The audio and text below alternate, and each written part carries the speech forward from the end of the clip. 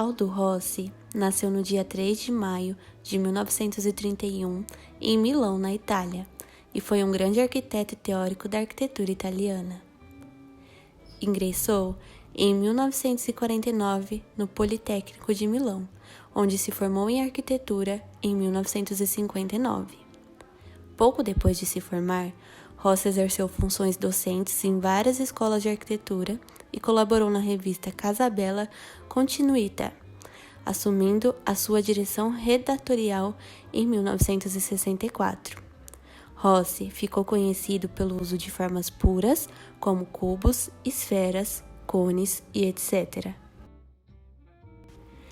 Teve seu trabalho iniciado numa sociedade pós-guerra, e suas principais ideias englobam uma teoria que valoriza a arquitetura tradicional, recuperando as lembranças dos que ali viviam, estudando fatos urbanos, tipologias e a história, dando ênfase à memória local, afirmando a necessidade do estudo do lugar para a implantação de um novo projeto, que une as características culturais. Rossi, em sua teoria, não incentiva a cópia, mas sim o uso das características tipológicas. Ele valoriza elementos puros que remetem ao século passado, como o triângulo, o quadrado e a circunferência, sendo elementos primários decisivos na formação e constituição da cidade.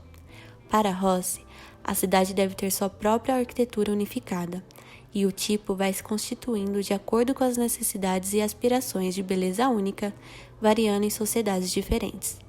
Ele afirma que o estudo dela não pode ser considerado simplesmente como histórico. Ele acredita que elementos permanentes podem ser considerados como critério análogo aos dos elementos patológicos, e a cidade nasce da análise de sistemas políticos, econômicos e sociais, criticando assim as práticas modernistas da época de negação do precedente e a destruição da memória para a implantação do novo.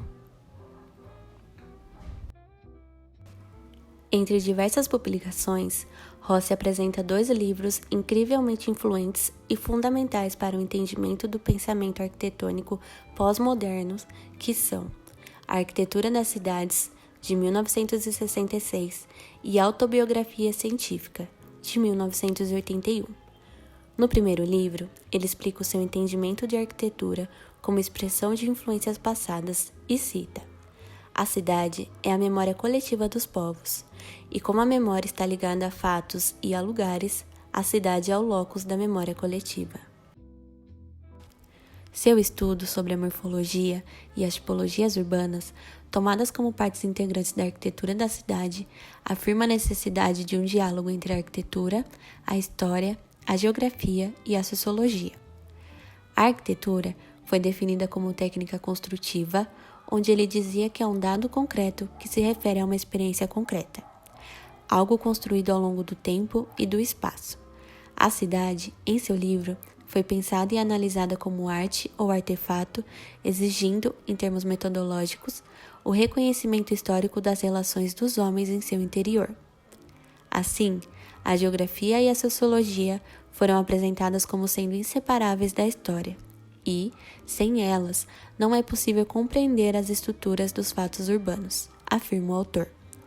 Aldo Rossi sustenta que a compreensão da cidade passa pela consideração de que ela se constitui ao longo do tempo, que a continuidade espacial da cidade é um dado passível de verificação, e que, no interior de uma estrutura urbana, pode existir elementos capazes de acelerar ou retardar o desenvolvimento urbano.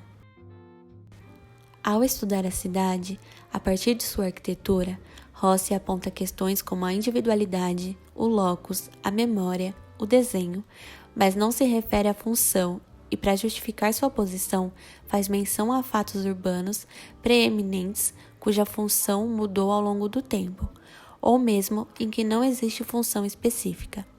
Pode estar apontada aqui a chave para uma das questões essenciais da cidade contemporânea: a possibilidade de readequação, a partir das qualidades da sua arquitetura e de sua forma urbana, de partes inteiras da cidade cujos usos tornam-se obsoletos. Ao aplicar as ideias, temos como exemplo 2 obras de Rossi: O o cemitério de San Cataldo, em Modena, que se encaixa muito bem a teoria e a carreira de Aldo Rossi, por ser muito bem contextualizada com o que já existia. O projeto se trata de um concurso para ampliação do cemitério, e Rossi o duplicou de maneira bastante sutil.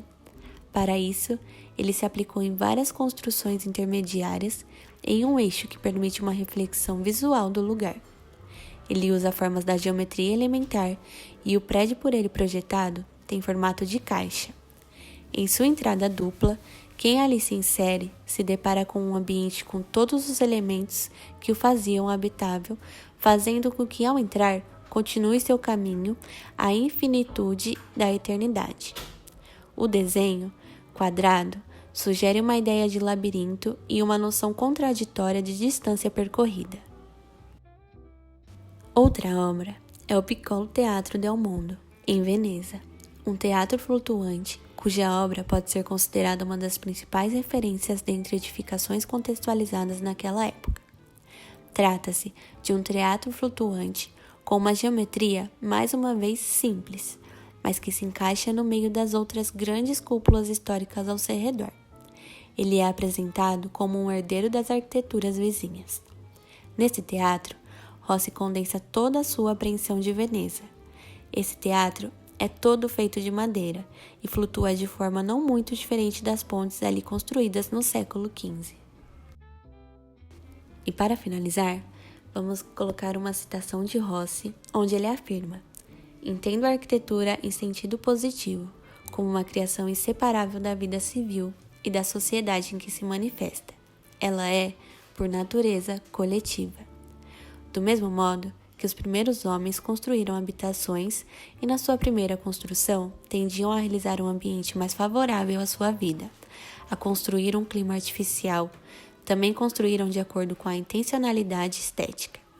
Iniciaram a arquitetura ao mesmo tempo que os primeiros esboços das cidades. A arquitetura é, assim, inseparável da formação da civilização e é um fato permanente, universal e necessário."